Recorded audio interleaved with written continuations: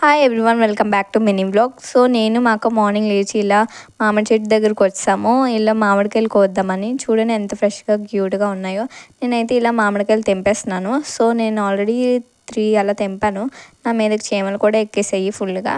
So నేనైతే ఇలాగా కోసి ఉంచుతున్నాను. మా అక్క కూడా తెంపింది. సో నేను అవైతే పెట్టేసి వచ్చేసాను.